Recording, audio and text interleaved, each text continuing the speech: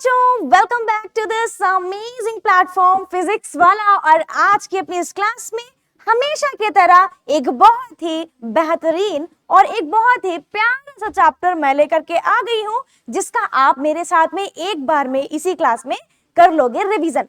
इस चैप्टर का नाम आप सब जानते हो, कमेंट बॉक्स में मुझे बता सकते हो। गेस व्हाट, कौन सा चैप्टर होने वाला है? लेक्चर नंबर ये है हमारा, यानी कि क्लास जो है हमारी, लेक्चर कौन सा है? 19। चैप्टर भी हमारा ये 19 है। तो अब आप समझ गए होंगे कि मैम आज आपको क्या पढ़ाने वाली है। देखो बेटा, पिछले क्लास में भी आपने बहुत अच्छे से चैप्टर को कवर किया था, इस क्लास में भी आप बहुत अच्छे से चैप्टर को कवर करोगे। आपको मैंने एक क्वेश्चन दिया था जिसका आपको आंसर बताना था। कमेंट बॉक्स में बहुत सारे बच्चों ने बहुत अच्छे से आंसर भी किया, उसको भी डिस्कस करेंगे और इस चैप्टर को बढ़िया से पढ़ेंगे, अच्छे से समझेंगे। तो सारे चैंपियंस रेडी हैं बढ़िया से, अच्छे से, सभी लिटिल मास्टर्स? तो चलो स्टार्ट कर लेते हैं विद द टॉपिक, है ना, and the name of the chapter. Chapter name जो है, चैप्टर का जो नेम है वो है a seed tales a farmers story. एक सीड की बात हो रही है, यानी कि सीड किसको कहते हैं? एक बीज, है ना। जब आप किसी प्लांट को देखते हो बच्चा, कोई भी प्लांट जो है ना, जब वो बड़ा होता है तो उससे पहले वो छोटा सा प्लांट होता है, और उससे भी पहले वो सिर्फ एक सीड होता है। जब आप कहीं पर सीड लगाते हो, जब फार्मर सीड लगाते हैं, तब जाकर के वो क्या होता है? छोटा सा प्लांट, और फिर एक बड़ा सा ट्री में कन्वर्ट होता है या किसी क्रॉप में कन्वर्ट होता है। तो सीड आप समझ गए हो, बीज को कहते हैं। और सीड आपने अपने घरों में भी देखे होंगे और आपने मार्केट में भी शायद देखे हो। तो यहाँ पर मैं बात कर रही हूँ सीड की। एक सीड जो बता रही है, टेल्स अ फार्मर्स स्टोरी। एक फार्मर, एक किसान की कहानी एक बीज बता रहा है, और छोटा सा बीज कैसे इस कहानी को समझाता है, आपको ये समझना है। न केवल इतना ही, इस स्टोरी में, इस चैप्टर में आप बहुत इंफॉर्मेशनल चीजों को भी समझते हुए चलोगे, जो अभी तक शायद आपको मालूम नहीं था। बहुत सारी बातें, बहुत सारी अच्छी अच्छी इंफॉर्मेशनल चीजें आपको इस चैप्टर में समझ में आएंगी, जिससे आपकी नॉलेज भी इंक्रीज होगी। चैप्टर में गिवन जो टॉपिक्स हैं, सबसे पहले हम उसकी बात करेंगे। टॉपिक्स कौन कौन से हैं? तो फर्स्ट टॉपिक है I am a small seed. मतलब सबसे पहले हम लोग जिसकी बात करेंगे वो होगा हमारा कौन सा टॉपिक? एक सीड के बारे में। मतलब उस सीड के बारे में हम समझ रहे हैं, भाई ये कौन है, क्या बताना चाहता है। तो I am a small seed, इसको हम देखेंगे। एंड इसके बाद बेटा, when time changed, when times changed, यानी कि जब समय बदला तो क्या हुआ? मोर एंड मोर एक्सपेंसेस, और ज्यादा खर्चे कैसे बढ़े, एक्सपेंस कैसे बढ़े, चीजें महंगी हुई थी क्या, कौन सी चीजों की बात की जा रही है, वो सारी चीजें समझेंगे। उसके बाद में केस स्टडी छोटी सी देख लेंगे, Andhra Pradesh, case study of Andhra Pradesh, जो कि फार्मर्स के ऊपर है, कि फार्मर्स वहां पर किस तरीके से स्ट्रगल कर रहे थे। आपके इस चैप्टर में भी लास्ट में गिवन है। लास्ट में बेटा है, यहाँ पर आपको देखने को मिल रहा है भास्करा वाई फार्म। यहाँ पर उनके फार्म के बारे में समझेंगे, किस फॉर्म में, उनकी इस फॉर्म में क्या क्या चीजें थी, है ना, क्या सिनेरियो था, हम क्यों आखिर उसको समझ रहे हैं, वो आपको समझ में आ जाएगा। ठीक है बेटा, तो अब हम आगे बढ़ेंगे, लेकिन अपने होमवर्क के क्वेश्चन के साथ में। होमवर्क आपका जो था लास्ट क्लास में, वो था what is the relation in between Sidya and Jhimli. And you know कि सिद्या और झिमली क्या थे? भाई बहन थे, है ना। जैसे आपका भी बहन हो, आपकी भी कोई बहन होगी, किसी का भाई होगा, जो गर्ल्स होंगी उनके उनका भाई होगा, बॉयज की सिस्टर्स होंगी, कुछ भाई होंगे, कुछ सिस्टर्स भी हो सकती हैं इवन। तो आपको कह सकती हूँ मैं कि कजिन सिस्टर या कजिन ब्रदर भी मिल जाएंगे, अगर आपके रियल ब्रदर रियल सिस्टर नहीं है। मतलब आप सिस्टर ब्रदर समझ रहे हो, यहाँ पर जो है सिद्या और झिमली भी वही हैं। ठीक है, तो हमारा यहाँ पर रिलेशन क्या होना चाहिए था? They are siblings. सिबलिंग्स किसको कहते हैं? जैसे भाई बहन, या सिबलिंग्स कौन हो गया? भाई हो गए, बहन हो गए, है ना। तो ये होते हैं सिबलिंग्स। नाउ अब हमारा जो आज का टॉपिक है, यानी कि फर्स्ट टॉपिक है, जिसमें हम क्या पढ़ रहे हैं? एक सीड के बारे में समझेंगे। एक छोटा सा सीड क्या कहना चाहता है? अरे एक छोटा सा सीड क्या कहना चाहता है?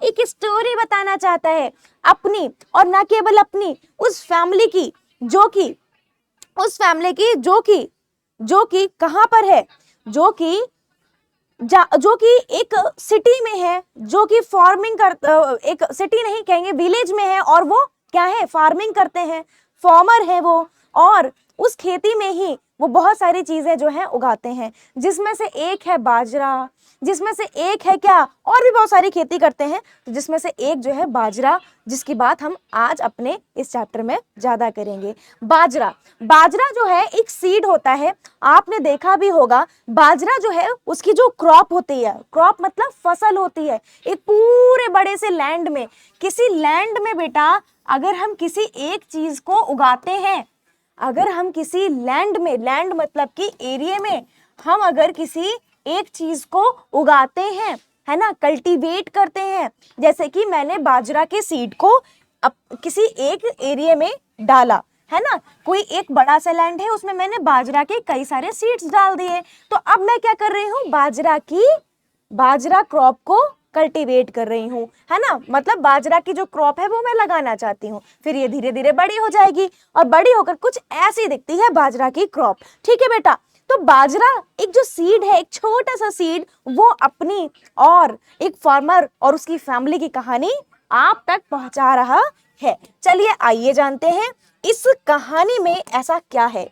देखो सबसे पहले फार्मर और उसकी जो फैमिली है, ठीक है, साथ में जो सीड है, हम इन तीनों की बात करेंगे इस पूरे चैप्टर में। बेटा यहाँ पर देखो, वनगाम जो कि गुजरात में स्थित है, सिचुएटेड है, या वनगाम जो एक जगह है जो गुजरात में है, ये जगह कौन सी जगह है, क्यों हम पढ़ रहे हैं, क्योंकि यहाँ पर सीड कह रहा है आई वॉज बॉर्न।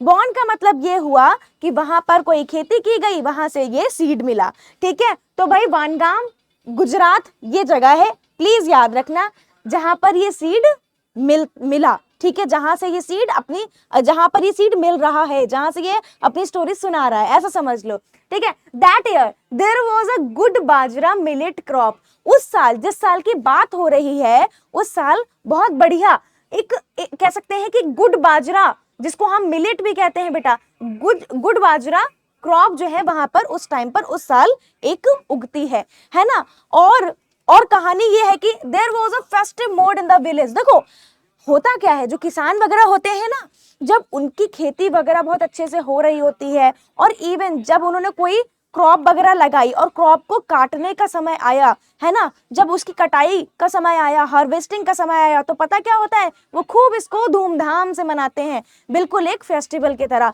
समझे। तो वही यहाँ पर माहौल है कि बहुत अच्छी सी बाजरा की क्रॉप जो है वो उग गई है, और वहां पर एकदम खुशी का माहौल है, त्योहार जैसा, festive mood in the village. उस गांव में एकदम त्योहार जैसा जो है माहौल हो चुका है, लोग बहुत खुश हैं। अब यहाँ पर दामजी भाई जो है, दामजी भाई कौन है, दामजी भाई जिन फार्मर की अभी अभी हमने बात की थी कि जो सीड है वो अपनी और दामजी भाई और उनकी फैमिली की कहानी को आप तक सुनाना चाह रहा है। तो दामजी भाई क्या है, एक फार्मर है बेटा।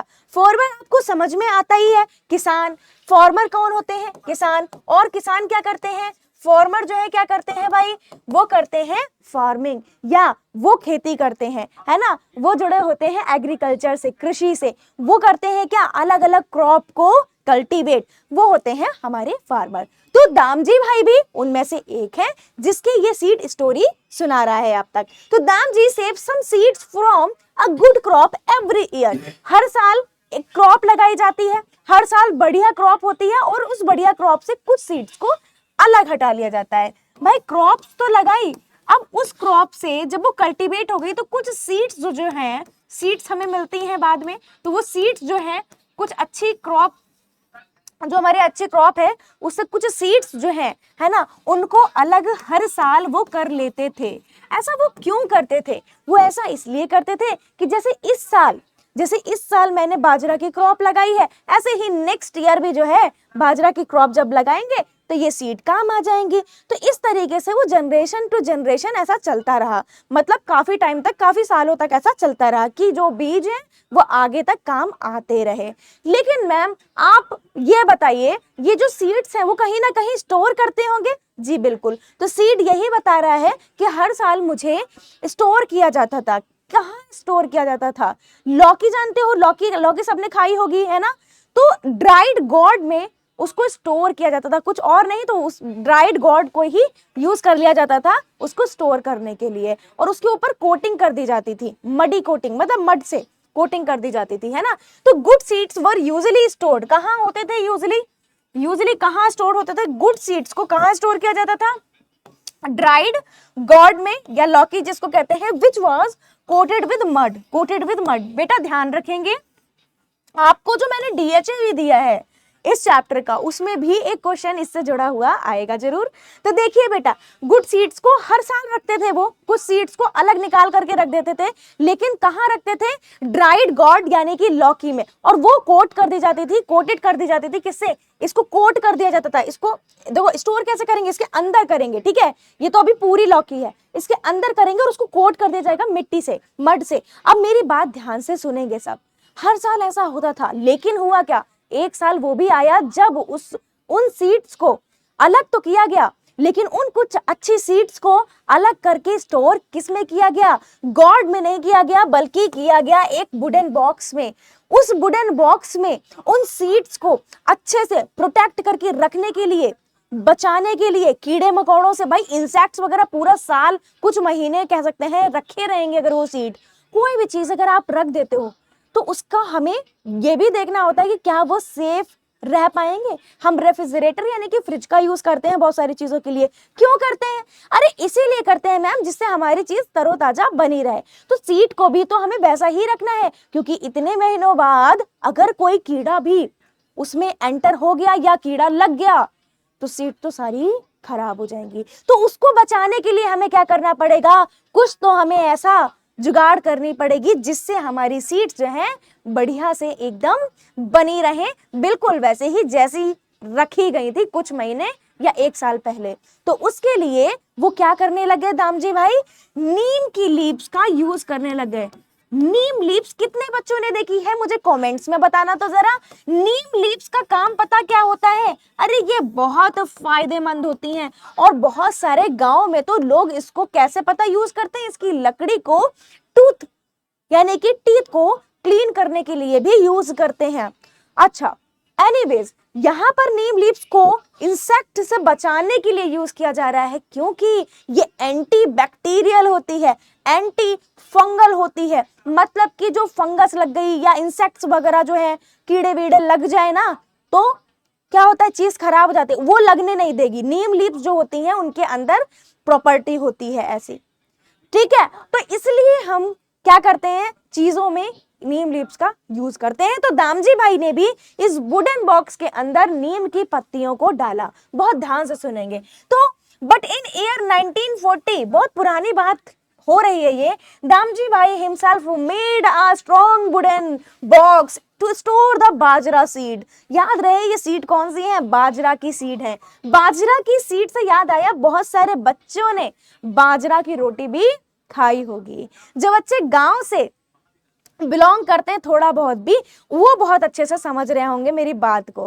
तो वैसे मैंने भी बाजरा की रोटी खाई है जब मैं अपने गांव गई थी, और बहुत बढ़िया लगती है जब गरम गरम हम खाते हैं, है ना। तो बेटा बाजरा की रोटी आपने खाई होगी, अरे मक्के दी रोटी खाई होगी, सरसों दा साग भी तो खाया होगा। तो वैसे ही अगर आपने मक्के दी रोटी खाई है तो बाजरे दी रोटी भी खाई होगी। चलो ठीक है, अगर नहीं खाई है तो डिमांड कर देना, पापा से कर देना डिमांड, की मम्मी से कर देना कि खानी है, अच्छी लगती है, मैम के कहने पे कर लेना। तो बाजरा सीड, यहाँ पे सीड का नाम क्या है, किस सीड की बात हो रही है? बाजरा सीड्स की बात हो रही है। सीड मैंने बता दिया, बीज को कहते हैं, हिंदी में बीज को कहते हैं, बीज कहते हैं, और इंग्लिश में इसको कहते हैं सीड।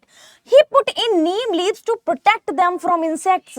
जो कीड़े वगैरह हैं, इंसेक्ट्स समझते हो ना, इंसेक्ट्स कहते हैं कीड़ों को, कीड़े, तो उनसे बचाने के लिए हम यूज कर रहे हैं नीम लीव्स का। मैम नीम लीव्स का यूज हम क्यों कर रहे हैं, और फिर से बताइए। नीम लीव्स का यूज कर रहे हैं क्योंकि नीम लीव्स जो होती हैं वो इंसेक्ट वगैरह को क्या करती हैं, एकदम दूर रखती हैं, आने ही नहीं देती हैं। जहां आपने नीम लीव्स रख दी वहां पर बैक्टीरियाज, वहां पर इंसेक्ट्स आ ही नहीं पाते, फंगस लग ही नहीं पाती है।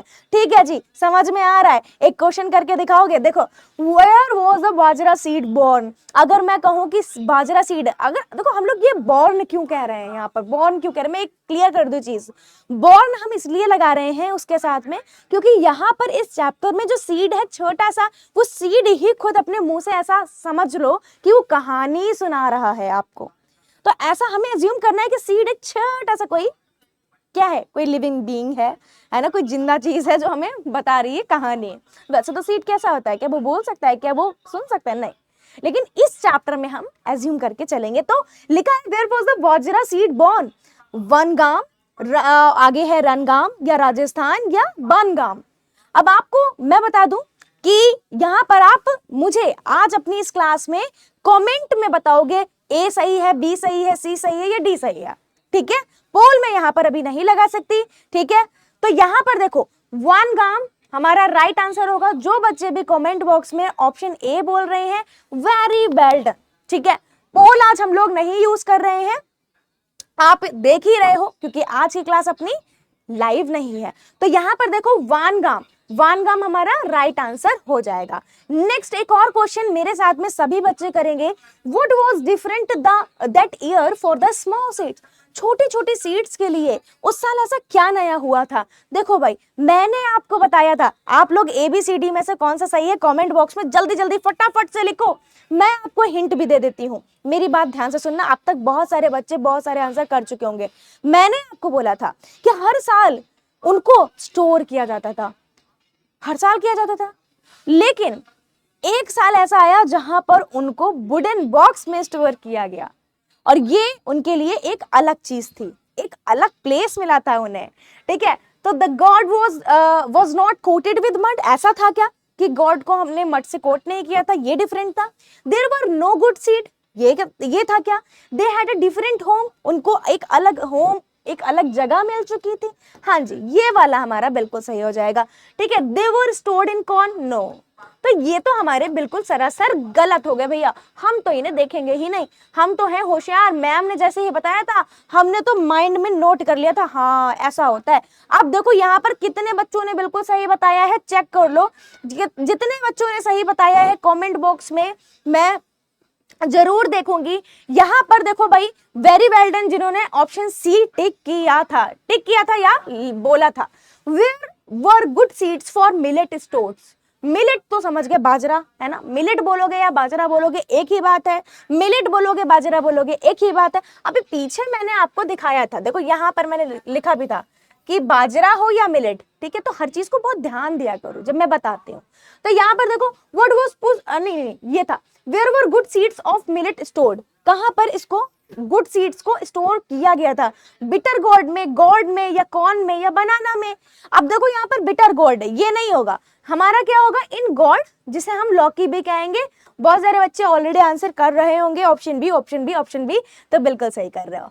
अच्छा दूसरा क्वेश्चन एक और लगाएंगे बेटा, what was put inside the wooden box to protect, protect मतलब क्या, बचाने के लिए, द सीड्स को बचाने के लिए। सीड्स को किससे खतरा है, इंसेक्ट से खतरा है ना, इंसेक्ट से खतरा है भाई। अगर ये इंसेक्ट्स आ गए सीड तो सब बर्बाद, मेहनत खराब, अगले साल सीड कहाँ से लाएं।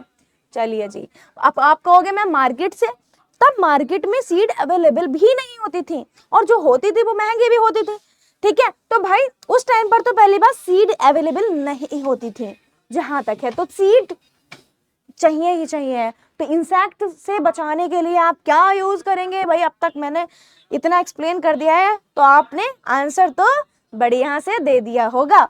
अब देखो नीम लीव्स होगा क्या, लगा दे क्या, हाँ भाई यही होगा, ऑप्शन ए हमारा सही होगा। सारे बच्चे चेक कर लें, कमेंट में एक बार देख लें भाई मैंने क्या किया है, ऑप्शन ए ही किया है क्या।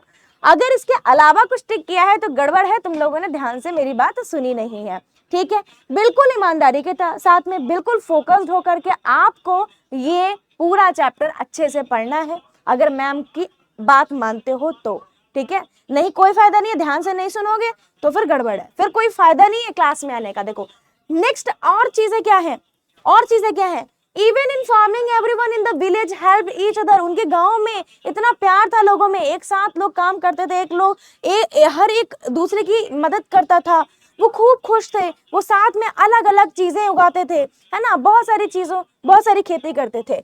अब होता क्या था कि ऐसे में जब विंटर का टाइम होता था तो दे एंजॉयड उंदिया। उंदिया क्या है? उंदिया एक ऐसा कह सकते हो अ काइंड ऑफ स्ट्यू मतलब कह सकते हैं जो मिक्स्ड वेजिटेबल्स होती हैं, मिक्स्ड वेजिटेबल्स होती हैं बेटा, वो यहाँ पर हमें मिलती हैं। तो मिक्स्ड वेजिटेबल्स हमें यहाँ पर, उनसे हम ये जो है बनाते हैं उंदिया। एक गुजराती डिश है, बहुत फेमस डिश है। उस मिक्स्ड वेजिटेबल को हम क्या करते हैं, क्ले पॉट में अंदर क्या करते हैं भाई, डालते हैं, बाकी सारी चीजें डालते हैं बनाने के लिए जो चीजें चाहिए होती हैं, और हम उसे फिर ढक देते हैं और इसे ना हम थोड़ा अपसाइड डाउन करके हम बनाते हैं। और इसीलिए इस डिश का नाम भी हम रख देते हैं अपसाइड डाउन, मतलब कि हम इसे बुला सकते हैं। उंदिया का मतलब ही यही है, उंदिया का मतलब है अपसाइड डाउन, ठीक है, अपसाइड डाउन मतलब कि पलट कर, उल्टा करके, ठीक है। Farmer would grow different kind of crops according two seasons. तो उंदिया का खूब विंटर में वो एंजॉय करते थे, और जो भी हमारे विलेज के फार्मर्स थे वो खूब अलग अलग डिशेस बनाते थे, मतलब वो खूब अलग अलग जो है क्रॉप को कल्टीवेट करते थे और एंजॉय करते थे, ठीक है। अब ये सीड बता रहा है उस जगह का पूरा सिनेरियो कि कैसे जो आपके दामजी भाई हैं, ठीक है, वो किस तरीके से फार्मिंग करते हैं और अदर विलेज वालों में कितना प्यार है, ठीक है। द फार्मर्स कैप्ट इनफ, बहुत ध्यान से सुनो, the farmers kept enough for their need and sold the rest to shopkeeper from the city. यहाँ पर आपको बताया जा रहा है कि जो फार्मर है वो ग्रो करते थे काइंड ऑफ क्रॉप्स को, अलग अलग क्रॉप्स को, फसलों को, है ना, फसलों को। अब फसलों को जो जितना उनके यूज के लिए होती थी वो रखते थे, बाकी वो मार्केट में सेल भी करते थे। वो मार्केट में क्या करते थे भाई, सेल करते थे शॉपकीपर्स को, है ना, शॉपकीपर्स को सिटी में, जो सिटी से शॉपकीपर्स आते थे उनको बेचते थे। अब ध्यान से सुनना, होता क्या था कि ऐसे से इस तरीके से उन्हें रुपया मिलता था, और रुपया बहुत जरूरी है भाई, घर भी तो चलाना है, उन्हें जीने के लिए चाहिए पैसा। सम फार्मर्स ऑल्सो ग्रीव कॉटन, कुछ जो फार्मर्स थे वो कॉटन भी लगाते थे, कॉटन जिसे कपास कहते हैं हिंदी में, तो कॉटन जो है लगाते थे, और वो इस तरीके का दिखता है, ठीक है। कॉटन भी हमें कहाँ से मिलता है, प्लांट से ही मिलता है, कॉटन प्लांट से। अब मेरी बात ध्यान से सुनना, तो कुछ फार्मर्स कॉटन जो है उगाते थे। अब पता चला कॉटन की तो बड़ी भाई वहां पर बोलबाला है, कॉटन जो है बहुत ज्यादा जो है डिमांड में है। तो कॉटन जब डिमांड में, कोई चीज डिमांड में है, जो चीज सेल होगी, जिससे हमें रुपया मिलेगा, जो चीज बिक रही है वही तो लगाओगे। तो आगे चल करके देखना क्या होगा कि बाजरा बेचारा पीछे रह जाएगा और कॉटन सीड्स को लोग लगाने लग जाएंगे। लेकिन एक क्वेश्चन करेंगे आप, व्हाट इज ओंदिया? ओंदिया क्या है? एक स्मॉल सीड है, एक क्रॉप है, एक स्ट्यू है, या फिर a kind of bajra seed है? जैसा कि मैंने आपको बताया था, ABCD में से क्या होगा, जल्दी से लिख दो और चेक कर लो अपना आंसर। अब मैं बता देती हूँ राइट आंसर क्या होना चाहिए। राइट आंसर होगा स्ट्यू। स्ट्यू मतलब मिक्स्ड वेजिटेबल्स की एक डिश जिसको बहुत ही बढ़िया से तैयार किया जाता है, जिसे हम कहते हैं उंदिया, ठीक है।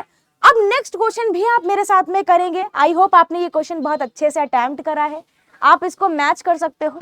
विच of the following is not a step in cooking undhiya? जब हम उंदिया बनाते हैं तो इनमें से कौन सा स्टेप नहीं होता है? देखो, अब यहाँ पर किसी को अगर कोई डाउट होगा वो भी क्लियर हो जाएगा कि उंदिया कैसे बनता है। देखो यहाँ पर अब ये तो क्या हो गया, अच्छा ये ठीक है ठीक है ठीक है। The vegetables are put into a clay pot. बिल्कुल भाई, क्ले पॉट में वेजिटेबल्स को डाला जाता है ना। ये थोड़ा सा ओवर राइट हो गया है, हाँ। क्ले पॉट में उन मिक्स्ड वेजिटेबल्स को क्या करते हैं, कई सारी वेजिटेबल्स को हम क्या करते हैं, डालते हैं, ठीक है। The pot is sealed and kept between hot coals. बिल्कुल सही है, जो पॉट होता है उसको बिल्कुल सील्ड कर देते हैं ना, उसको बिल्कुल ढांक देते हैं। आपने देखा होगा हांडी टाइप की आती है, हांडी टाइप की आती है, ऐसा अगर देखी हो, उसको बिल्कुल जब ढक देंगे ना, ये क्या हो गया, ये सील्ड हो गया। This is what, this is sealed now, है ना। और नीचे तो भाई वही है, हीट तो करना ही है, तो ये सील्ड हो गया है ना, वही लिखा हुआ है। The pot is sealed and kept between hot coals, मतलब जो कोयला होता है, वो कोयला जल रहा होता है और हम उसे रखते हैं मिट्टी के बने बर्तन को। The vegetables cook extremely fast. C option है कि क्या वेजिटेबल्स को हम बहुत बहुत बहुत एक्सट्रीमली मतलब बहुत ज्यादा तेजी से पकाते हैं? ये गलत है। मिल गया, बहुत ज्यादा तेजी से नहीं पकाना है, ठीक है।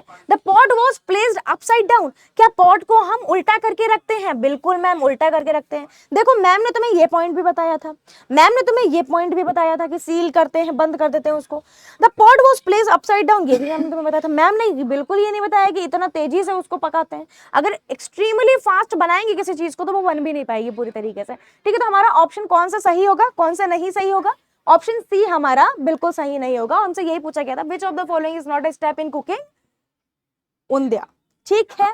बताइए, मैंने इसलिए एक्सप्लेन किया जिससे अब आपको उंदिया किस तरीके से बनता है ये भी समझ में आ जाए, ठीक है। बहुत सारे बच्चे ऑलरेडी बता चुके होंगे कि मैम ऑप्शन सी सही होगा, तो वेरी वेल डन जिन्होंने ऑलरेडी बता दिया। Now come to the next question, what is the meaning of undhiya in Gujarati? मैंने बताया था पीछे, उंदिया, उंदिया का मतलब ही है अपसाइड डाउन, या कह सकते हैं क्योंकि उसे अपसाइड डाउन रखते हैं उस क्ले पॉट को, इसीलिए हम उसे कहते हैं उंदिया, क्योंकि उंदिया का मतलब होता है upside down. Now you can easily give the you can easily give answer, है ना। Down side down, upside down, towards the right direction, towards the left direction, it is upside down. Option B will be the right option. Now come to the next. अभी क्या है, अब time change हो गया। अब होगा क्या कि जो हमारे फार्मर थे, फार्मर का नाम आपको मैंने बताया था कि जो हमारे फार्मर थे कहाँ गए, वही जिनकी कहानी दामजी भाई, दामजी भाई की कहानी। अब दामजी भाई का सफर तो ऐसा था कि उन्होंने ये सारी चीजें करी, स्टोर करते थे ये, और बाद में फिर वो वुडन बॉक्स में सीड को स्टोर करने लग गए, जिससे नेक्स्ट जनरेशन या नेक्स्ट ईयर के लिए वो सीड्स यूज हो पाए, और जनरेशन टू जनरेशन ऐसा चलता भी रहा। फिर आते हैं इनके बेटे हसमुख। हसमुख का क्या कहना था, हसमुख थोड़ा सा उन्होंने क्या किया, चीजों को चेंज करा, ठीक है। उन्होंने सीड को ज्यादा तवज्जो ही नहीं दी, मतलब कि उन्होंने वैल्यू नहीं दी। उन्होंने कहा कि तब तक क्योंकि मार्केट में सीड आ चुकी थी, तो उन्होंने क्या करना स्टार्ट किया कि सीड्स को मार्केट से परचेस करना स्टार्ट कर दिया, खरीदना स्टार्ट कर दिया। और इनका एक बेटा था जिससे इन्हें काफी उम्मीद थी कि भाई ये भी खेती करेगा, लेकिन उनका बेटा क्योंकि एजुकेटेड था तो वो खेती नहीं करके वो अपनी और चीजें करना चाहता था। तो वो नहीं करना चाहता था खेती, लेकिन हसमुख चाहते थे कि उनका बेटा खेती करे। दादाजी यानी कि हमारे जो है दामजी भाई, ये क्या है, ये अब बूढ़े हो चुके हैं। अब देखो, over time a lot of things change in the village में, उसी गांव में ओवर द टाइम, बहुत जैसे जैसे समय बीता बहुत सारी चीजें चेंज हो गई। जब आप छोटे हो अभी तो आप जैसी चीजें देख रहे हो ना, जब आप बड़े हो जाओगे तो बहुत सारी चीजें चेंज हो चुकी होंगी। जब मैं छोटी थी तो मेरी सिटी में, मेरे घर में, घर जहाँ जिस एरिया में है उस एरिया में, है ना, घर वाले एरिया में बहुत सारी चीजें अब चेंज हो चुकी हैं। अब जब मैं अपने घर जाती हूँ तो वो वैसा नहीं रह गया है जैसे पहले हुआ करता था। जहां मैं खेलती थी वो सारी चीजें चेंज हो गई हैं। Some places started to get water from the canal. अब लोग क्या करने लग गए हैं, अब लोग जो है कैनाल से वाटर लेने लग गए हैं, पानी लेने लग गए हैं, ठीक है, कैनाल से, है ना। तो कैनाल के थ्रू जो है वाटर लेने लग गए हैं। Soon bajra and jowar and other vegetables were forgotten. अब जो बाजरा है, जो ज्वार है, ज्वार एक होता है, एक बाजरा होता है जैसे, वैसे ही ज्वार भी होता है ना। और जो अदर वेजिटेबल्स हैं उन्हें लोग भूलने लग गए हैं। लेकिन मैम क्यों, ऐसा क्यों? क्योंकि उनकी वैल्यू उतनी नहीं रह गई है। लोग कॉटन वगैरह की ज्यादा डिमांड कर रहे हैं, इसलिए अब लोगों ने ये उगाना ही बंद कर दिया। जिस चीज की डिमांड होगी वही तो तुम उगाओगे। तो लोग स्मार्टली थोड़ा सा सोचना चाह रहे हैं कि भैया हमें चाहिए पैसा, अगर हम कुछ ऐसे चीजों को उगाएं जो कि लोग खरीदना चाहते हैं तो बिल्कुल हमें पैसा मिलेगा। तो दामजी भाई सन हसमुख जो है लुक्ड आफ्टर रिस्पॉन्सिबिलिटी तो आप बच्चे सब जानते होंगे क्योंकि आप लोग खुद रिस्पॉन्सिबल हो, जिम्मेदार, है ना। तो भाई रिस्पॉन्सिबिलिटी का मतलब समझ गए, जिम्मेदार। अब कौन है, हसमुख है जिम्मेदार। अब ये बूढ़े हो चले हैं, ठीक है। तो अब उनकी जो फार्मिंग है, किसानी जो है, और जो परिवार को देख रेख की चीजें हैं, जितनी भी परिवार को देखना वगैरह है, वो सब अब कौन कर रहे हैं, इनके बेटे कर रहे हैं। ही रिबिल्ड द ओल्ड हाउस, जो पुराना घर था उन्होंने फिर से रीबिल्ड, मतलब पुराना था अब वो फिर से बनाया है, पुराने घर को अब उन्होंने फिर से बनाया है। रीबिल्ड मतलब फिर से बना दिया, फिर से, है ना, बनाया, ठीक है। फिर क्या हुआ, बॉट न्यू मशीन्स, उन्होंने नई नई मशीन्स को लिया। उन्होंने इतना ही नहीं, नई नई मशीन्स को लिया, क्योंकि अब मार्केट में न्यू मशीन्स आ चुकी थी। न्यू मशीन्स किसके लिए, फार्मिंग के लिए। Setup an electric motor to pump water, उन्होंने इलेक्ट्रिक मोटर भी लगवा दिया है जिससे कि वाटर अंडर द ग्राउंड, मतलब डीप अंडर द ग्राउंड से, गहरे जो है जमीन के अंदर से जो है वो पंप क्या कर रहा है, इलेक्ट्रिक मोटर पानी खींच सकता है, निकाल सकता है। तो बहुत ज्यादा मेहनत का काम नहीं है, बहुत ज्यादा मेहनत नहीं करनी पड़ रही है, लोगों को लगना नहीं पड़ रहा है पानी लाने के लिए। मशीन्स वगैरह ले आए हैं वो। मशीन्स का मतलब है जैसे सीड ड्रिल वगैरह होती हैं, अब नई नई टेक्निक्स आ गई है ना। पहले बैल के थ्रू, बैल जो है वो खचेड़ते हुए हल को ले जाते थे, तो जो फील्ड है वो प्लोइंग का काम करता था, फील्ड में प्लोइंग का काम जो है वो करते थे। फिर वो नई नई टेक्निक्स आ गई, सीड ड्रिल वगैरह आ गई, और नए नए प्लो जो है, अलग तरीके के प्लो जो हैं आ गए, तो वो ऐसी मशीन्स ले आए। He also bought a tractor, उन्होंने एक ट्रैक्टर भी खरीद लिया। To farm efficiently and the motorcycle to travel the market easily. पहले उनके पास में ये सारी चीजें नहीं थी, पहले उनके पास में इलेक्ट्रिसिटी भी नहीं थी, पहले उनके पास में कैनाल नहीं, इलेक्ट्रिक मोटर से जो है पानी लाने की व्यवस्था भी नहीं थी, वो भी कर ली। उनके पास में ट्रैक्टर भी नहीं था, तो वो बैल वगैरह का यूज करते थे, तो बैल वगैरह का यूज करते थे। अब वो बैल और बफेलो का यूज नहीं कर रहे क्योंकि उन्होंने ट्रैक्टर ले लिया। अब उन्हें कहीं मार्केट जाना है, अगर उन्हें शहर तक जाना है, तो उन्होंने उसके लिए मोटरसाइकिल भी ले ली है। चीजें जब चेंज होती हैं, मार्केट में नई नई चीजें आती हैं, लोग जब थोड़ा कमाने लग जाते हैं, तो फिर ये सोचते हैं कि हम अपनी सुविधाओं वाली चीजों को ले लें। तो ऐसा ही उनके बेटे ने, हसमुख ने किया। What all changes happened in the village? Village में, गांव में कौन कौन से चेंजेस हुए थे? Different type of soil were found, क्या अलग अलग तरीके की सॉइल हमें मिट्टी में मिलने लग गई। The amount of plant and trees starts increasing, क्या जो प्लांट थे और जो पेड़ थे, प्लांट मतलब छोटे पौधों की बात की जा रही है, ट्रीज मतलब बड़े पेड़ों की बात की जा रही है। The amount of plant and trees वो क्या इंक्रीज होने लगे। Most farmers become to grow different kind of crop, ज्यादातर जो फार्मर्स थे वो डिफरेंट टाइप ऑफ क्रॉप्स को, अलग तरीके की क्रॉप्स को ग्रो करने लग गए। None of these. तो बेटा ऑप्शन अगर सी बता रहे हो तो चेक कर लो, ऑप्शन सी बिल्कुल सही होगा। पूछो कैसे? अभी मैंने आपको बताया था कि बाजरा, जौर, वेजिटेबल्स, उन्हें लोग भूलने लग गए। क्यों? अब मार्केट में डिमांड अलग अलग क्रॉप्स की आने लगी। जैसे कॉटन, उसकी डिमांड आ रही थी तो लोगों ने वही लगाया, जिसकी डिमांड होगी वही लगाया। ठीक है, आगे देखते हैं। मोर एंड मोर एक्सपेंसेस का मतलब यह है कि और ज्यादा फिर जो है एक्सपेंसेस की तरफ लोग बढ़ने लग गए। जैसे ट्रैक्टर खरीद लिया, जैसे कि मशीन्स खरीद ली, जैसे इलेक्ट्रिक मोटर लगवा लिया, ये सब पैसों से ही तो लग रहा है। इसी तरीके से और भी फिर लोग जो है, अब जहां सीड स्टोर करके रखी जाती थी, है ना, दामजी भाई ने रखी थी स्टोर करके, अब हसमुख वो सीड को नहीं ले रहे हैं। क्यों नहीं ले रहे हैं मैम?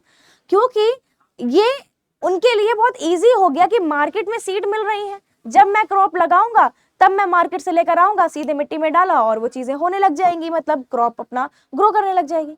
उसको स्टोर करना, उसको संभाल कर रखना, तो वो उन्होंने कहा ये अरे छोड़ो, कौन करे ये सब झंझट। ठीक है, without cows and buffaloes, without cows and buffaloes there was no cow dung fertilizers. अब देखो चीजें तो चेंज हो रही है, लेकिन कुछ चीजें भी तो नुकसानदायक है। मतलब कि अब हो क्या रहा है, काउ डंग फर्टिलाइजर्स मिल ही नहीं रहा है।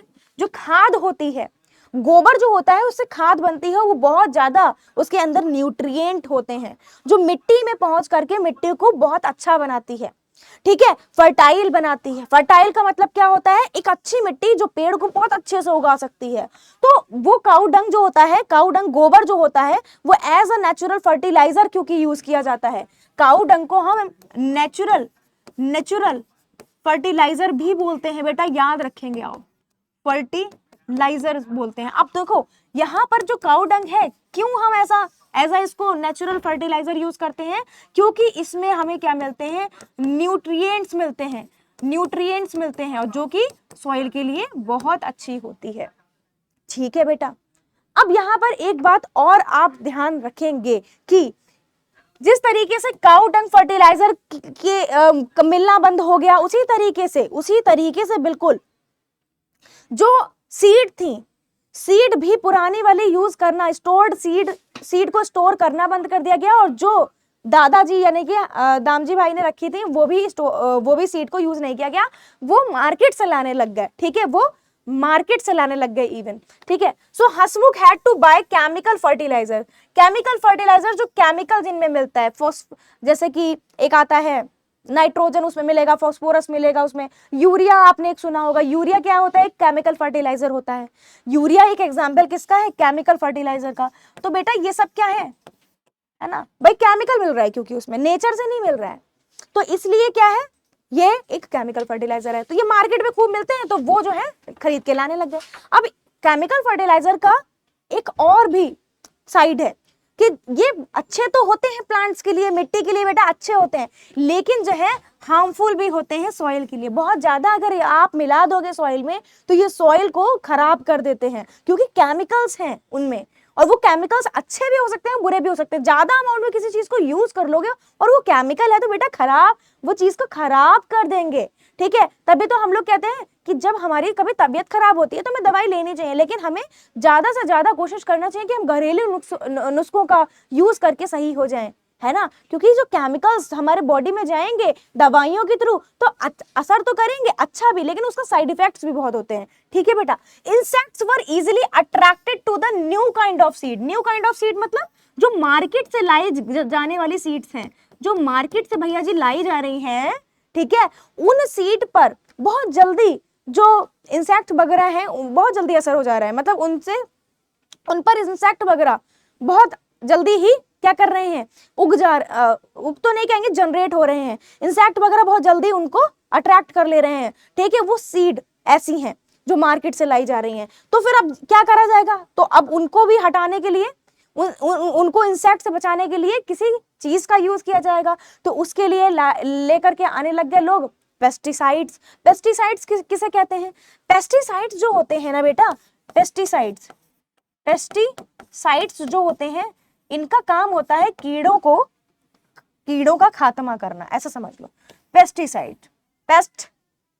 पेस्टिसाइड्स, ठीक है, ये क्या करते हैं, कीड़ों को मारने का काम, तो इनका यूज किया जाने लग गया। ये भी केमिकल्स होते हैं और बड़ी बैड स्मेल भी होती थी। लोगों ने ऐसा शेयर किया कि बैड स्मेल है, मतलब ये पहले जैसी बात नहीं रह गई। पहले हम क्या क्या करते थे, medicine needed to be used to keep the insects. Medicine का हमें जरूरत पड़ने लग गई उन इंसेक्ट्स को दूर भगाने के लिए, तो हमने उनको एज अ पेस्टिसाइड्स मार्केट से हमने लाना स्टार्ट कर दिया। वही मेडिसिन की बात हो रही है जो मैंने पेस्टिसाइड्स बताई।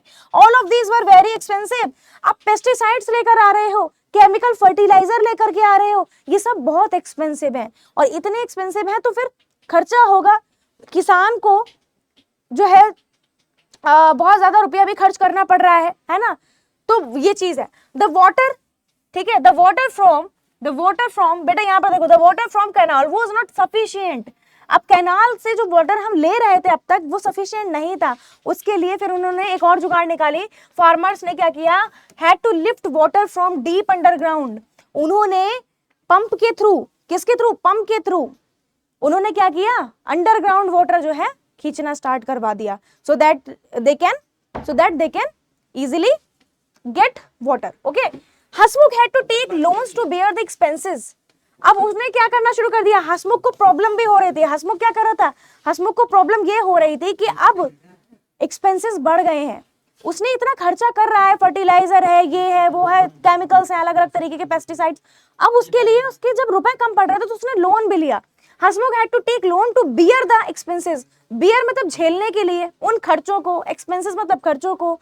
And all the little profit, जो छोटे छोटे प्रॉफिट लाभ होते थे, that was made was used to repay the loan. अब कहीं से कुछ कमाई हुई तो उन लोन को चुका दिया। किसानों के आगे ये बहुत बड़ी समस्या आती है, क्योंकि जब वो सीड्स वगैरह लाते हैं बाजार से खरीद के, कोई भी चीज बाजार से खरीद के ला रहे हैं, मशीनें खरीद करके ला रहे हैं, खेती के लिए जितना सामान लेकर के आ रहे हैं उसमें बहुत पैसा लगता है, तो कभी कभी उन्हें लोन भी लेना पड़ जाता है। फिर उन्हें चुकाने के लिए वो अपना जिंदगी भर उसे चुकाते भी रहते हैं। देखो हिज एजुकेटेड, ज्यादातर ऐसा रहता है कि उनको जो है लोन इतना ज्यादा हो जाता है कि फिर उन्हें लाइफ टाइम चुकाना पड़ता है। हिज एजुकेटेड सन परेश, अब हसमुख का भी एक सन है जिसका नाम है परेश, ठीक है, realize that there is no more profit left in farming anymore. वो पढ़ा लिखा था, उन्होंने देख लिया, परेश ने देखा कि यहाँ पर कोई प्रॉफिट है नहीं ज्यादा फार्मिंग में, कि हम लोन ले रहे हैं और लोन को ही चुका रहे हैं, बस इतना ही हो पा रहा है। तो as a result Paresh decide to become a truck driver. तो परेश ने ये सोचा कि भाई मैं खेती नहीं करूंगा, मैं फार्मिंग नहीं करूंगा, मैं क्या करूंगा, मैं ट्रक ड्राइवर का काम कर लूंगा। ट्रक ड्राइवर उसे बेटर लगा ऑप्शन, ठीक है बेटा। अब यहाँ पर आप एक आंसर दे सकते हो मुझे इस क्वेश्चन का, which of the following is used to plough a field. Field को प्लो करने के लिए किसका यूज किया जा रहा था? कार का किया जा रहा था, मोटरसाइकिल का किया जा रहा था, इलेक्ट्रिक पंप का किया जा रहा था, या बेटा जी ट्रैक्टर का किया जा रहा था? इलेक्ट्रिक पंप का तो वाटर को खींचने के लिए किया जा रहा था, मोटरसाइकिल कार का तो यहाँ लेना देना नहीं है। हाँ, तो अगर आपने ऑप्शन डी कमेंट सेक्शन में लिख दिया है तो very well done, you rock. Tractor का यूज किया जाता था, अभी पीछे भी मैंने बताया था आपको, ठीक है? ठीक है, आपको समझ में आया? तो ये हमारा ओवरऑल चैप्टर था। अब इस चैप्टर में दो चीजें आपको पढ़नी है, छोटी छोटी चीजें हैं जो आपको समझनी होंगी। जो लोन की बात हो रही थी, लोन की बात समझते हैं। एक केस है आंध्र प्रदेश का, है ना? आंध्र प्रदेश का, आप भी किसी स्टेट से बिलोंग करते होंगे, उसी तरीके से आंध्र प्रदेश के कुछ फार्मर्स थे। उन्होंने देखो किस तरीके से स्ट्रगल फेस किया। Many farmers are being sent to jail. बहुत सारे फार्मर्स, बहुत सारे किसानों को जेल में जाना पड़ा। मैम जेल क्यों जाना पड़ा? उन्होंने ऐसी गलती क्या की थी? बेटा वो अपना लोन नहीं चुका पाए। उन्होंने लोन तो ले लिया लेकिन उन्हें फिर प्रॉफिट उतना नहीं हुआ, तो वो चुका भी नहीं पाए अपना लोन। देखो क्या हुआ, farmers take loans from banks. उन्होंने बैंक से लोन लिया, अब बैंक का लोन वो रीपे नहीं कर पाए, आई मीन वो पे नहीं कर पाए टाइम पर, ठीक है? When they are unable to repay they were sent to jail. जब वो अनेबल मतलब नहीं कर पाए, है ना? अनेबल टू पे का मतलब है पे नहीं कर पाए, तो क्या हुआ? तो भाई एक्शन तो लिया जाएगा ना। अब बैंक फ्री में थोड़ी ना पैसा बांट देगी बेटा जी, हर एक का रूल होता है ना?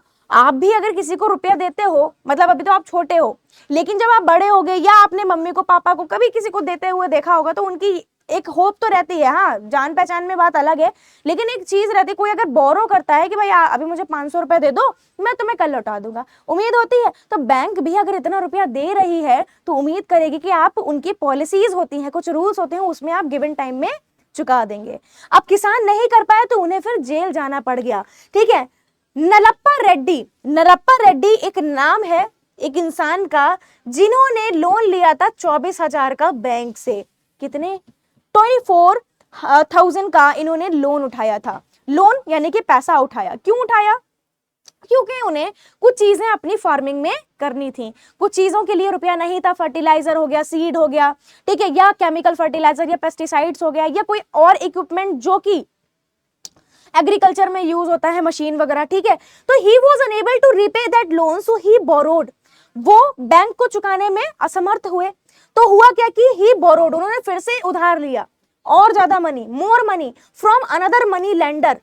देखो जिस तरीके से बैंक होती है बेटा, बैंक भी लोगों को लोन देती हैं, उसी तरीके से कुछ प्राइवेट मनी लेंडर होते हैं। आपने देखा होगा, अलग अलग नामों से वो जाने जाते हैं। वो बैंक नहीं होते हैं, लेकिन वो रुपया उठाते हैं, मतलब लोन देते हैं लोगों को। लेकिन उनकी शर्त भाई, उनकी अलग चीजें होती हैं। जहां बैंक कम इंटरेस्ट में, इंटरेस्ट क्या होता है? ब्याज। जैसे कि तुमने 500 रुपए किसी से उधार लिए, अब किसी ने कहा कि भाई 500 रुपए तुमने मुझसे उधार लिए हैं, लेकिन हर महीना इस पे 50 रुपए का क्या हो जाएगा? ऐड हो जाएगा, इंक्रीमेंट हो जाएगा। मतलब कि 500 रुपए तुमने मुझसे लिए हैं, अगर तुम मुझे अगले महीने देते हो तो तुम्हें 550 रुपए देने होंगे, 550 रुपीज देने होंगे। वो 50 रुपए क्या हुआ? इंटरेस्ट हुआ। तो बेटा वैसे ही बैंक भी इंटरेस्ट लगाती है, लेकिन बैंक जो है छोटा, कम इंटरेस्ट लगाती है। लेकिन ये जो मनी लेंडर्स होते हैं, मनी लेंडर्स ऑफ जो मतलब प्राइवेट मनी लेंडर्स होते हैं बेटा, ये बहुत हाई इंटरेस्ट भी लगाते हैं। तो मनी लेंडर से उन्होंने 34,000 यानी कि 34,000 का नलप्पा रेड्डी ने क्या लिया? लोन लिया। क्योंकि वो पे नहीं कर पा रहे थे तो उन्होंने प्राइवेट मनी लेंडर से वो उठाया। प्राइवेट मनी लेंडर थोड़ा इजीली कर देते हैं काम, लेकिन इंटरेस्ट चार्ज ज्यादा लगाते हैं। Reddy was still unable to repay the whole loan, और अभी भी लोन लेने के बावजूद भी वो पे नहीं कर पाया। जो पूरा लोन था वो पे नहीं कर पाया, और खर्चे आ गए, जो भी चीजें कारण रही हो। तो bank sends the farmer to jail. उन ऐसे लोग जो कि नहीं कर पा रहे थे अपना पे लोन, उनको बैंक ने क्या कर दिया? जेल भेजा, है ना? For being unable to repay small loan, but they don't take action against the big businessman who take loan of much bigger amount. कहने का मतलब, ये बहुत इंपॉर्टेंट लाइन बेटा यहाँ पर लिखी हुई है। लिखा ये है कि एक किसान जो केवल और केवल कितना लोन ले रहा है?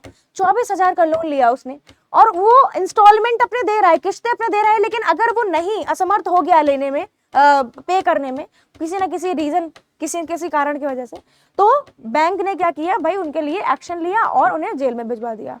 लेकिन कई लोग ऐसे हैं जो बड़े बड़े बिजनेसमैन हैं, वो जब when they are unable to pay the money, है ना, तो ऐसा नहीं हो पाता, पता नहीं क्या, क्यों उतने अच्छे एक्शंस नहीं लिए जा सकते। तो वही लिखा हुआ है कि the bank send the farmer to the jail for being unable to repay small, छोटा सा एक लोन था, but they don't take any action against the big businessman who take loan of much bigger amount. इतने बड़े बड़े amount का loan उठाते हैं जो बड़े बड़े बिजनेसमैन होते हैं, अगर वो पे ना कर पाए तो उनके खिलाफ एक्शन नहीं होता है। अब उसके पीछे क्या रीजन है नहीं पता बेटा, ठीक है। तो due to this many farmer commit suicide, क्या करते हैं वो, सुसाइड कॉमिट कर लेते हैं। कमिट सुसाइड का मतलब है कि उन्हें विवश होकर के सुसाइड, आत्महत्या करनी पड़ती है, जो कि एक बहुत ही गलत चीज है, नहीं, किसी को भी नहीं करना चाहिए, लेकिन वो बेचारे विवश हो जाते हैं क्योंकि वो पे नहीं कर पाते। और इससे पहले बहुत सारे, ये आंध्र प्रदेश का एक केस है, बहुत सारे और भी केसेस हैं जहां पर वो बेचारे गरीबी की वजह से और पे ना करवाने की वजह से जो है बेचारे अलग अलग तरीकों से सुसाइड कर लेते हैं, ठीक है। तो इंडिया में ये काफी बार ऐसे केसेस को देखा गया, जिसमें से एक ये आंध्र प्रदेश का बेटा केस था। इससे क्या हमें सीख मिलती है, सीख ये मिलती है कि हम उन चीजों में इन्वेस्ट ना करें, हम उतना ही इन्वेस्ट करें जितना हम पे कर सकते हैं, उतना ही लोन उठाएं, या फिर हम उतना ही ऐसा काम करें जिस तरीके से जिसमें हम जो है लोन के उसमें चक्कर में ना पड़े, ज्यादा अमाउंट ना उठाना पड़े। अब अगर मानो कोई किसान ही है तो बेचारा वो कैसा कुछ और कर सकता है, आप कहोगे, तो हाँ, एक चीज ये हो सकती है कि गवर्नमेंट इसके लिए कुछ निकाले, कुछ तो करे ऐसे लोगों के लिए जो विवश हैं। According to government figures, 1,50,000 1,50,000 farmers have died like this between 1997 से 2005। ये केवल 1997 से लेकर 2005 तक का डेटा दिया हुआ है, जिसमें उन्होंने बताया है कि 1,50,000 फार्मर हैव डाइड, मरे हैं सिर्फ इसी रीजन की वजह से, ठीक है बेटा। ये एक आंध्र प्रदेश का केस था। और एक लास्ट केस और हम देखेंगे, इसके बाद आपका चैप्टर तो वैसे भी ओवर ही है। तो भास्कर और भाई फार्म, इनका फार्म है एक, उस फार्म में देखो क्या चीजें हैं। फार्म है इनका, फार्म होता है एक बड़ा सा भाई जगह है, उसमें ये अपना खेती वेती भी कर रहे हैं। देखो क्या, भास्कर भाई फार्म, इनके फार्म के बारे में पढ़ रहे हैं। Was covered with dead leaves. Dead leaves का मतलब क्या है, मरी हुई पत्तियां, ऐसा कहते क्या, नहीं, पत्तियां जो सूख गई हैं, बेकार हो गई हैं, ठीक है, मतलब हरी नहीं है, अब वो सूख गई हैं। डेड लीव्स का मतलब वही हुआ। तो dead leaves and was full of wild grasses. Wild grasses मतलब घास फूस वगैरह है। कोई तुम कहो कि वहां पर जो है लाइक कोई क्रॉप है, टोमेटो की क्रॉप है, पोटैटो की क्रॉप है, या बाजरा की है, या गेहूं की है, ऐसा कुछ नहीं है। वो जमीन है जिसमें एक वाइल्ड ग्रासेस है, घास वगैरह है, और प्लांट्स हैं, है ना, प्लांट्स है, घास है, डेड लीव्स है। मैं भी ये तो बेकार ही है, फिर डेड लीव्स तो होना ही नहीं चाहिए था। डेड लीव्स से क्या फायदा उसे, डेड लीव्स से बहुत फायदा है। जो उनका फार्म है उसमें जो मिट्टी है उसके लिए डेड लीव्स बहुत बढ़िया है, क्योंकि पता है बेटा, जो डेड लीव्स होती है ना, वो ना सॉइल की फर्टिलिटी को बढ़ाती हैं, सॉइल को फर्टाइल बनाती हैं, अच्छा बनाती हैं। तो ये गुड फॉर सॉइल होती हैं। डेड लीव्स जो होती हैं वो गुड फॉर सॉइल होती हैं बेटा, क्योंकि ये ऐड करती हैं उस सॉइल में वो न्यूट्रिएंट्स जो उसे चाहिए होते हैं, ठीक है।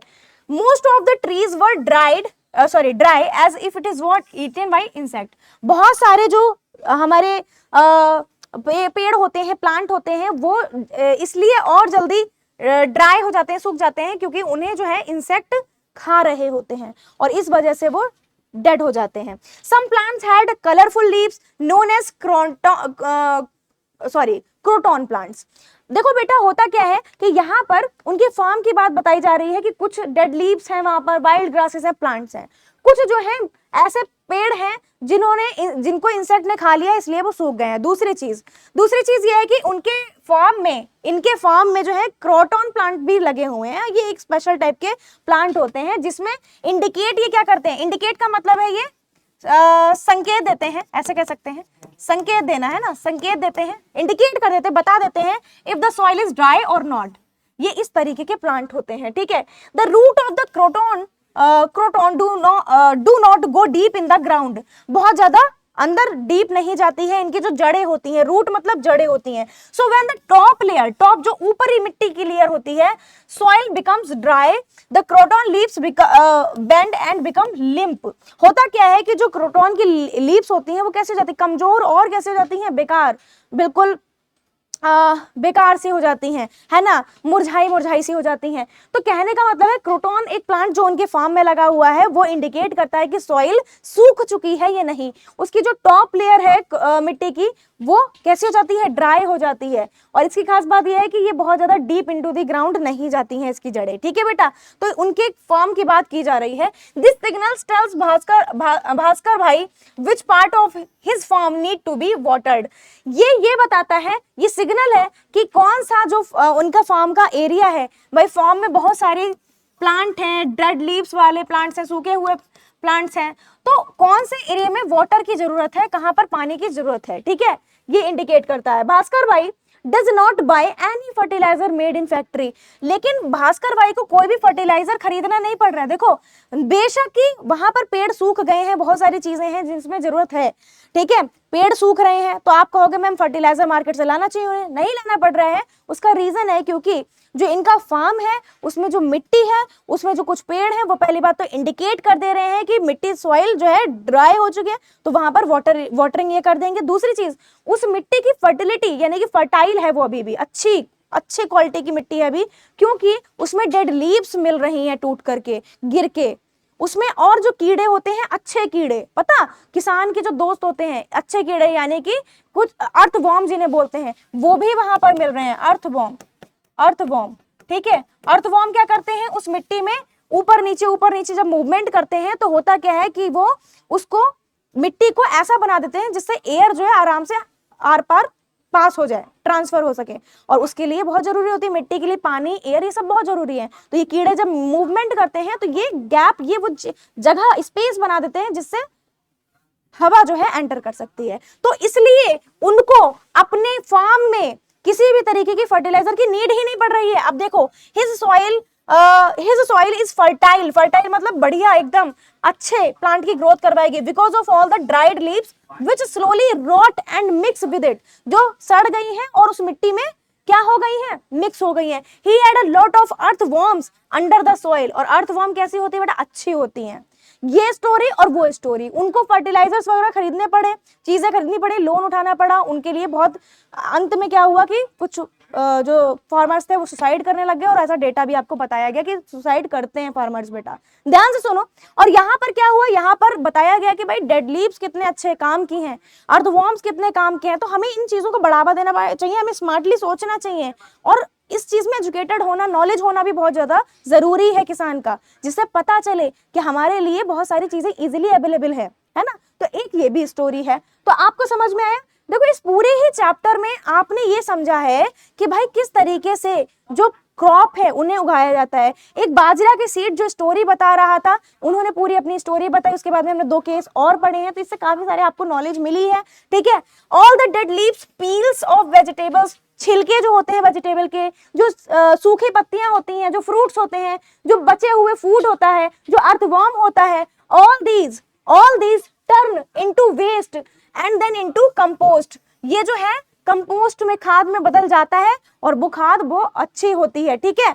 So it is a good way to get natural fertilizer without spending money. तो ये बहुत अच्छा तरीका है कि हम बिना रुपए खर्च करें और इतने बढ़िया से क्या कर सकते हैं, फर्टिलाइजर्स नेचुरली यानी कि नेचर से ले सकते हैं, ठीक है बेटा। Why was food tasty in the past. Village में पहले जो क्रॉप उगाई जाती थी और विलेज में जो अब क्रॉप उगाई जाती है, उसमें दोनों में बहुत डिफरेंस है, ठीक है।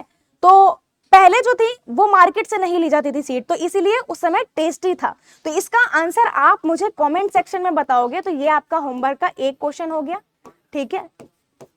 और इसके बाद बेटा इस पे आ जाते हैं। तो समरी तो आपको बता ही दी है मैंने, पूरा ऑल अबाउट आपने क्रॉप समझा है, आपने जो है पूरा आपने समझा जनरेशन टू जनरेशन कैसे क्रॉप को क्या किया गया, क्रॉप फार्मिंग को बढ़ावा दिया गया और कैसे लोग जो है लोन में फंसने लग गए, कैसे फार्मर्स बेचारे लोन में फंसने लग गए और कैसे अर्थवर्म वगैरह, डेड लीव्स वगैरह फायदेमंद होती हैं। तो नॉलेज होना बहुत ज्यादा जरूरी है।